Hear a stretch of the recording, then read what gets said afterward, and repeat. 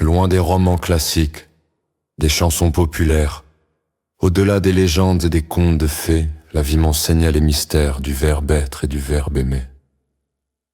Des plus lointains de mes souvenirs émanent de verbes originaux. Être et aimer pour s'accomplir sont essentiels et même vitaux. Bien qu'opposés sur le fondement, on veut souvent les associer, même si souvent au fil du temps on regrette de les confronter. Aimer avait pour seul but d'être et être n'aspirait qu'à s'aimer. C'était leur fer de lance, leur quête, rien ne pouvait les arrêter. Alors qu'aimer se concentrait à donner du bonheur aux autres, être sans cesse réfléchissait à briller sans la moindre faute.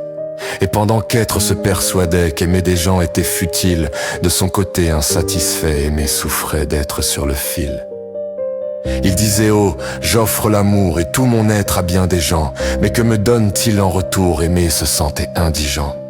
Être était plus intrinsèque, garder ses réflexions pour lui. Du fond de sa bibliothèque, il n'écoutait que son esprit. Aimer occupait de l'espace, mais c'était plaisir égoïste. Être quant à lui fuyait la masse et devenait égocentriste. Devant l'absence d'échange sociable, il détestait se côtoyer. L'un qui se disait raisonnable, l'autre détenteur de vérité. Un jour, lassés de leur galère pour parvenir à avancer, entre deux verbes ça peut se faire, ils conjuguèrent leurs pensées. C'est alors qu'ils réalisèrent que leurs idées s'y arrêtaient allaient en fait très bien de pair pour peu qu'ils puissent les accorder. Le verbe aimer a besoin d'être parce qu'être c'est exister. Le verbe être a besoin d'aimer pour enrichir ses bons côtés. Aimer compris que quand l'amour à d'autres personnes est distillé, la récompense, le vrai retour et le plaisir de l'avoir fait.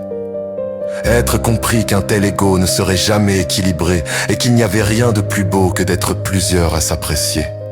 C'est la morale de cette histoire, une expérience maintes fois prouvée qui représente le maigre espoir de voir survivre l'humanité.